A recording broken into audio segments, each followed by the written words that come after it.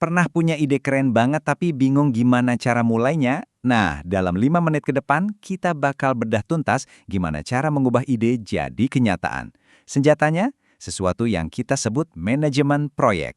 Kita semua pasti pernah kan punya ide cemerlang, ujung-ujungnya cuma jadi wacana. Atau bikin rencana simple, tapi kok malah jadi ribet dan kacau balau. Makanya, manajemen proyek itu bukan cuma buat para manajer di kantor-kantor besar, tapi ini adalah skill penting buat siapa aja yang pengen mewujudkan sesuatu. Oke, siap? Ini dia perjalanan kita. Kita mulai dari yang paling dasar dulu. Apa sih sebenarnya proyek itu? Terus, kita akan hadapi musuh utamanya, si kendala 3 serangkai. Setelah itu, baru kita belajar cara bikin petanya, menjalankannya, dan yang paling penting, belajar dari pengalaman pas udah sampai di garis finish. Baik, mari kita mulai dari awal. Sebelum kita bisa ngatur sebuah proyek, kita harus paham dulu, apa sih yang bikin sebuah proyek itu beda dari kerjaan kita sehari-hari? Kalau menurut para ahlinya nih dari Project Management Institute, proyek itu adalah sebuah usaha yang sifatnya sementara untuk menciptakan sesuatu yang unik. Nah, 2 kata ini penting banget. Sementara artinya ada tanggal mulai dan tanggal selesainya yang jelas. Dan unik artinya hasil akhirnya itu beda, belum pernah ada sebelumnya. Nah, ini yang membedakan proyek dari operasi rutin. Kayak, ya ngebalas email tiap pagi. Proyek itu fokus ke satu tujuan yang spesifik, timnya juga khusus dibentuk untuk sementara. Tapi yang paling penting adalah ini, proyek itu selalu memaksa kita melakukan tawar-menawar atau trade-off, dan inilah inti dari semua seni manajemen proyek. Sekarang kita masuk ke jantungnya manajemen proyek, tantangan terbesar dalam menyeimbangkan berbagai tuntutan yang saling bersaing. Yuk kita selami konflik abadi yang dihadapi setiap manajer proyek. Dan inilah dia segitiga manajemen proyek. Ini adalah visual yang paling terkenal di dunia proyek. Di setiap sudutnya ada ruang lingkup, waktu, dan biaya.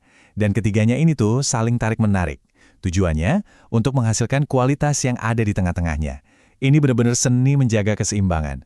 Sudut yang pertama adalah ruang lingkup atau scope. Gampangnya, ini adalah pertanyaan apa. Apa persisnya yang mau kita bikin atau kita capai? Ini yang menentukan semua pekerjaan dari A sampai Z. Lalu ada waktu atau time. Nah, ini pertanyaan kapan? Berapa lama waktu yang kita punya untuk menyelesaikan semuanya? Ini adalah jadwal atau timeline proyek kita.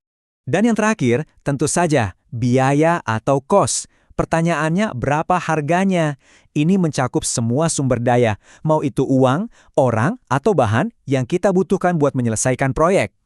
Nah, ini dia aturan mainnya. Kamu nggak bisa mengubah satu sisi segitiga tanpa mempengaruhi sisi yang lain. Contohnya, mau proyeknya selesai lebih cepat dari jadwal, ya siap-siap aja keluar biaya lembur. Mau nambahin satu fitur baru yang keren, artinya waktu dan biayanya kemungkinan besar bakal membengkak.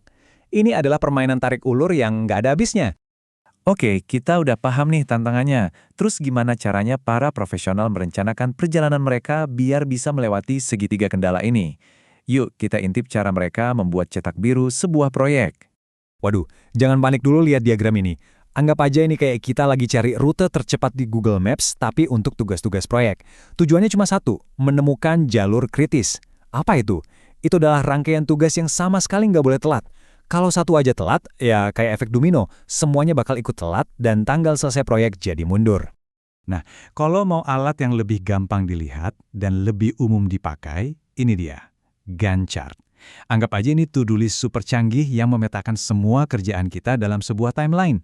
Jadi jelas banget kelihatan siapa mengerjakan apa dan kapan harus selesai. Bikinnya juga sebenarnya logis banget kok. Pertama, kita daftar semua tugas yang harus dikerjakan. Kedua, kita perkirakan butuh berapa lama untuk setiap tugas.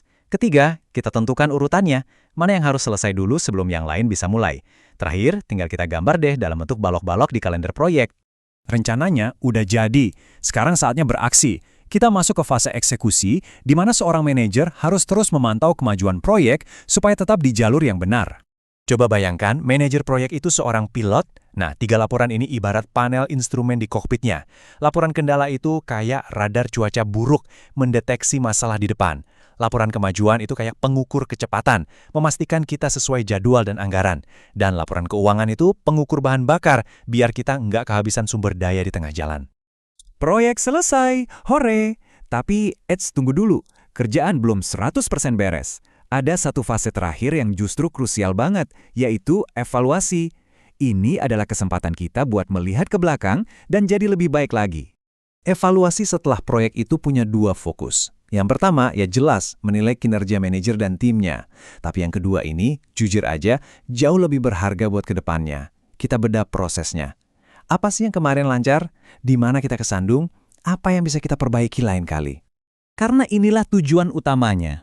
Evaluasi itu bukan buat nyari-nyari kesalahan atau nunjuk-nunjuk jari, tapi untuk memastikan proyek kita yang selanjutnya bisa berjalan lebih pintar, lebih cepat, dan pastinya lebih baik. Inilah kuncinya perbaikan terus-menerus.